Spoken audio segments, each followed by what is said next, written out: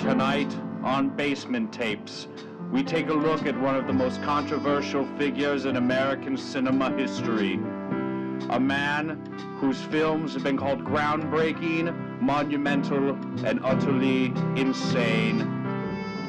With exclusive, never-before-seen videos, tonight we take a look inside the mind of Marcell. Oh, we're rolling? I love filmmaking. Hi, I'm Marcel. I was born May 12, 1927 in Brooklyn, New York. Raised in Brooklyn, kind of had to fight for ourselves. A lot of artists around me, a lot of contemporaries, you would say.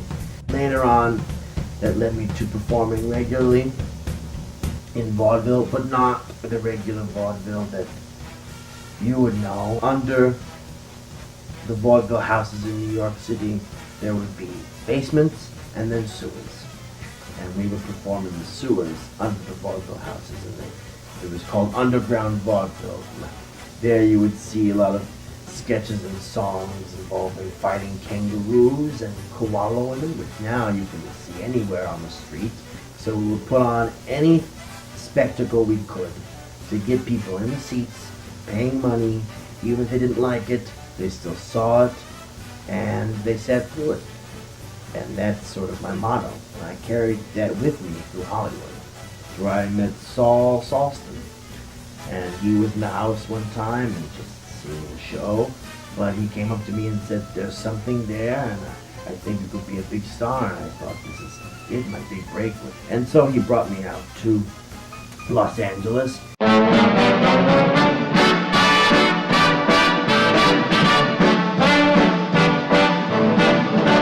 And in Los Angeles, I saw a lot of wrong going on. I saw a lot of crime. That's when I made Mother Justice.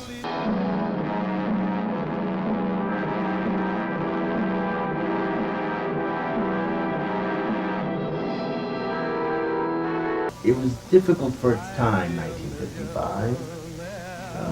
It was very violent, but so was the world at that time, and I think we were commenting on the problems that were going on in Los Angeles. It was a big success, and that's when AIP found me. And to work on a big film was going to go out to 1,200 theaters, which was big for me. And, you know, there was a lot of these crappy films around, these crappy beach films, and they did not really talk about the generation of children that were growing up. And so I went out in the world and I found those kids and I made them stars. I put them in my second film, Awesome Town, which Awesome Town is a play on words for Los Angeles. It's not awesome, it's dangerous, and it's dirty, but funny.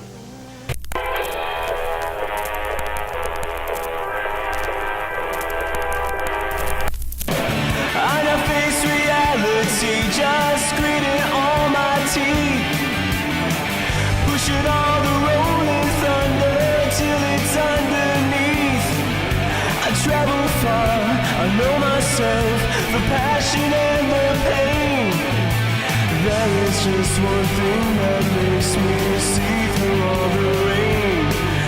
Just let me show you, yeah, let me show you. I do it my way, I do it my way.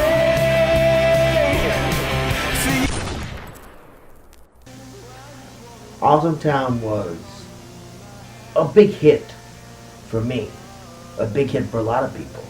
It's now considered a cult favorite, but back then it was not a cult favorite.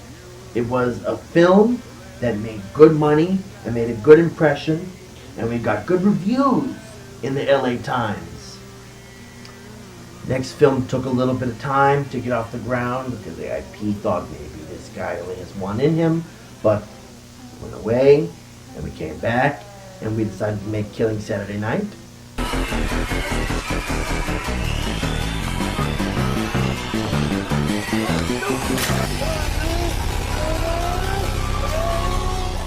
Now, this was a big film because working away from Warner's or Fox, I was able to do whatever I wanted.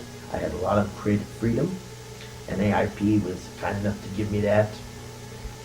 And with that, we went and made the film, and we were chopping off heads, we were cutting off arms and legs, we were swimming in pools of blood.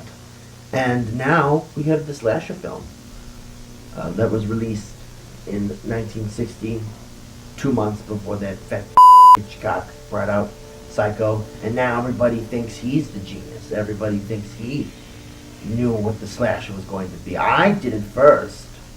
That was my movie. I saw my movie. Did Hitchcock see my movie? Hitchcock's never seen a movie. And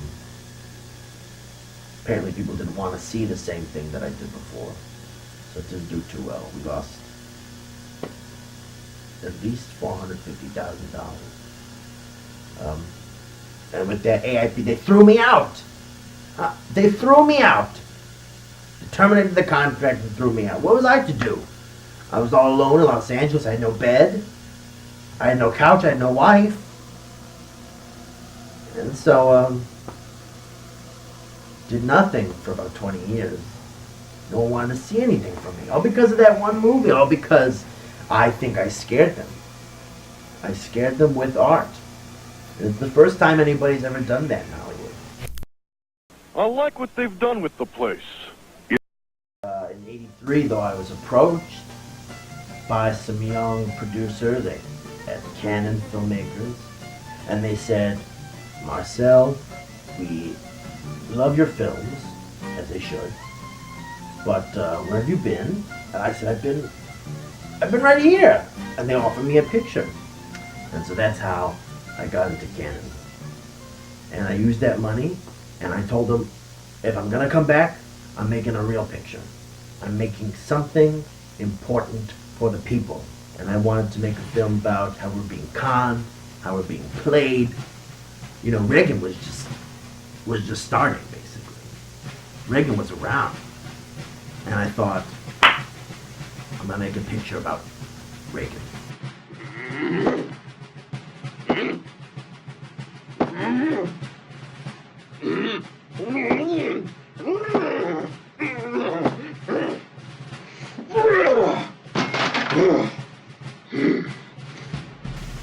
And who better to represent Reagan than a pig puppet? I didn't do anything. Do you not care about your kids?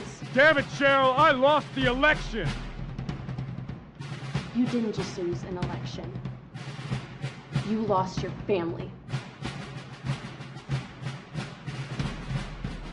But it was a powerful film. Powerful film.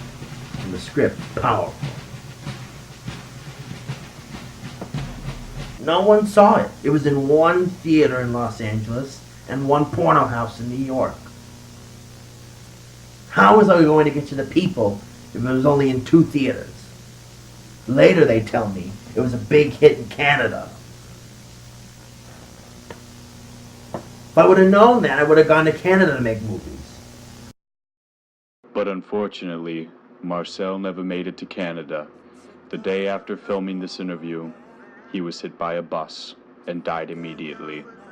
Hack, genius, madman, these words all describe Marcel, but tonight we leave you with his own. What does filmmaking mean to me? To me, it means making dreams come alive.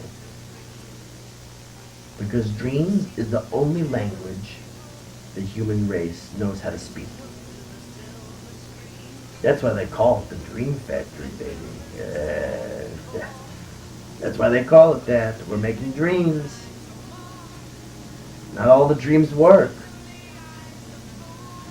But, 2 out of 4 ain't bad. Fighting in the dance hall. Oh man, look at those cavemen go. It's the freakiest show.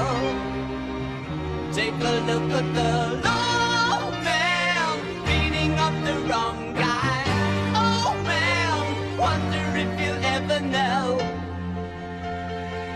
who's in the best.